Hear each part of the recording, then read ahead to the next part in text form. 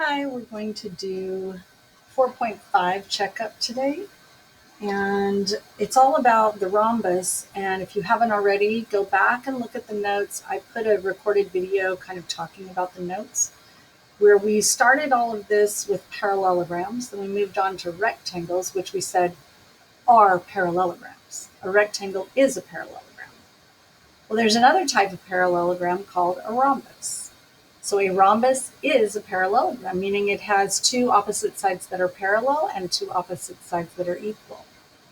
But a rhombus is unique because not only are the opposite sides equal, but all four of the sides are equal. So it's a parallelogram with four equal sides. But there are some other characteristics of a rhombus that we learned, we wrote down in our notes, hopefully, and that is that the diagonals bisect each other. So this is a 90-degree angle here, and all the way around, all four of these would be 90-degree angles if those two diagonals bisect. So if that's the case, they're asking us for angle AEB. It must be 90 degrees because that's the intersection of the of the diagonals, which also, by the way, bisect each other. So 90 degrees. If that's true, number two won't be too difficult because this is the perpendicular where the diagonals intersect is perpendicular. That means it's 90 degrees. So 90 degrees is the same as what they've labeled 2x plus 10. And we can solve that. Subtracting 10. 2x is 80. Divide out the 2 and checking to see if I smudged the one before it. X is 40, or the one below it. Number 3.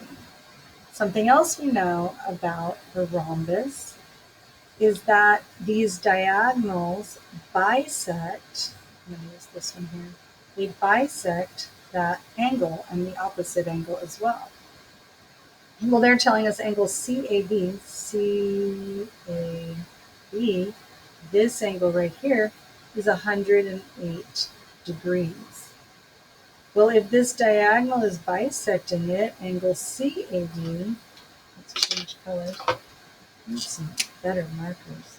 Angle CAD would be half of that larger angle.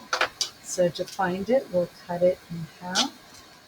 And angle CAD is 54 degrees. Okay, so diagonals are perpendicular and diagonals bisect opposite angles. Those are qualities of a rhombus.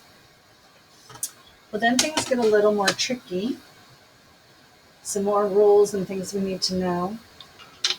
We can use some of what we just learned, and that is that this is perpendicular, and we need to find what x is. I noticed the triangle there, and we can set that up using triangle sum theorem. The 90-degree angle plus this angle here they're calling x, plus the other angle is an x minus 18. That all adds up to 180. And then we'll combine our like terms. 180, I'll cut off the 0. Combine our like terms and like terms in here, giving us 2x plus 72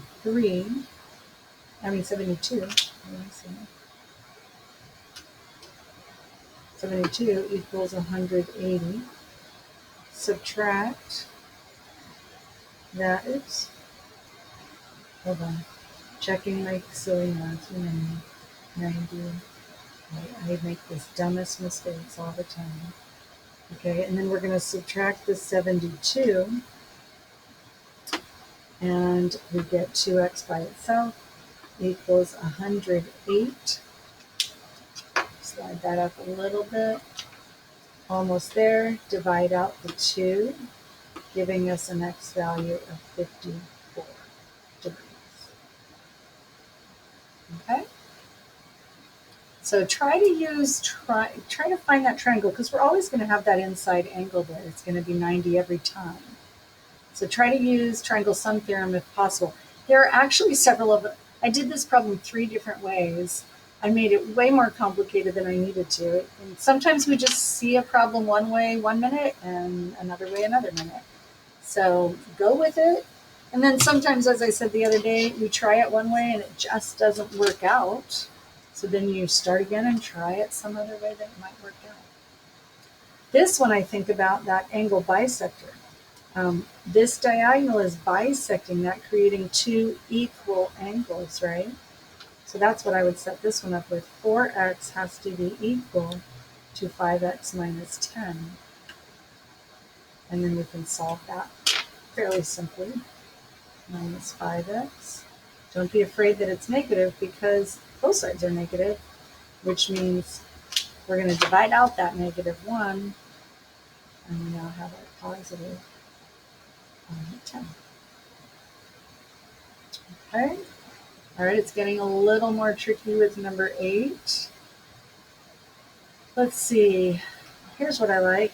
Again, I solved these completely different on my solutions page. But there are many ways to solve most math problems, so go with it. Definitely use that 90 if we can. This has been bisected, which means that is equal to that. So that's going to be a 2x. And then I like triangle sum theorem. 2x plus the 4x minus 15, plus don't forget the 90-degree angle. All 3 angles add up to 180. Okay, just should enlarge this a little bit. And this time I think I'm going to let you solve it. I'm going to help you get things set up, and you can take some time to solve it. Check your answers with my solutions posted later on. And lastly, we'll do number 9. I think I'll just mention something about 10. Number 9 definitely gets more and more complicated. How did I do it?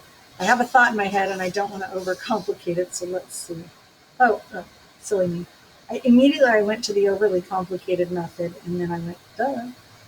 This is equal to that, right? Because it's been bisected by the diagonal. So 8x is equal to 32. And then divide out the 8. I don't even need to finish this, right? You can divide. If not, use a calculator. So they do tend to look a little difficult. Just, use triangle sum theorem if you can. For number 10, it's asking for the measure of angle BCD. It's not asking for x.